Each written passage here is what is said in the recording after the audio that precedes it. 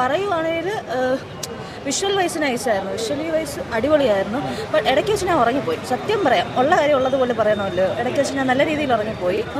But ഇടയ്ക്ക് വെച്ച് ഞാൻ ഉറങ്ങിപ്പോയി. സത്യം പറയാം, ഉള്ള കാര്യം ഉള്ളതുപോലെ പറയണമല്ലോ. ഇടയ്ക്ക് വെച്ച് ഞാൻ നല്ല രീതിയിൽ ഉറങ്ങിപ്പോയി. അത് വളരെ കറക്റ്റാണ്. ഉള്ള കാര്യം ഉള്ളതുപോലെ തന്നെയാണ് പറയേണ്ടത്. ഈ രണ്ടാം ഭാഗത്തിന്റെ എൻഡിങ്ങിൽ തന്നെ അവന്റെ മൂന്നാം ഭാഗത്തിന്റെ ക്ലൂ ശങ്കർ കൊടുത്തിട്ടുണ്ട്. ഇത് കാണുന്ന എല്ലാവർക്കും ഒരു കറപ്ഷനെതിരെ പോരാടാനുള്ള ഒരു ധൈര്യം കൊടുക്കുന്ന ഒരു പടമാണ്. ശരിയാ, ഇവന്റെ അഭിപ്രായം പറഞ്ഞ ശേഷം നേരെ എങ്ങോട്ടോ ഓടിയും തോന്നുന്നു പോരാടാൻ വേണ്ടി. அந்த டாம் அண்ட் ஜெர்ரி ஆட்டத்தை போய் பாருடா, என்னடா பண்ணி வச்சிருக்க மச்சான். வேற லெவல்டா, வேற லெவல் படம்டா.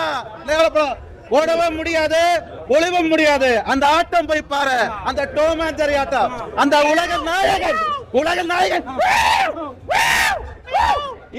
സത്യം പറഞ്ഞ ഒന്നും തന്നെ മനസ്സിലാവുന്നില്ല. ഇങ്ങനെ കളിയാക്കുവാൻ സിനിമയെ പറ്റി അതോ നല്ലത് പറയുവാണോ?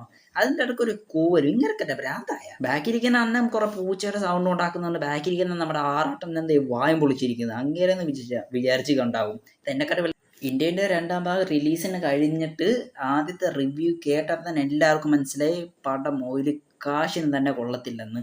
കാരണം ശങ്കർ എന്ന സംവിധായകൻ പുള്ളിക്കാരൻ അന്ന് എടുത്ത് വെച്ചിരിക്കുന്ന അമ്മതൊരു മാസ്റ്റർ പീസ് ഐറ്റമാണ്. നമുക്ക് ആർക്കും തന്നെ കമ്പയർ ചെയ്യാൻ പറ്റത്തില്ല. അതിനുശേഷം ഈ 2024 പുള്ളിക്കാരി ഈ എടുത്തു വെച്ചിരിക്കുന്ന വെറും ചവറാന്ന് പറയാൻ സത്യം പറഞ്ഞാൽ സങ്കടമാണ് മിക്കവർക്കും.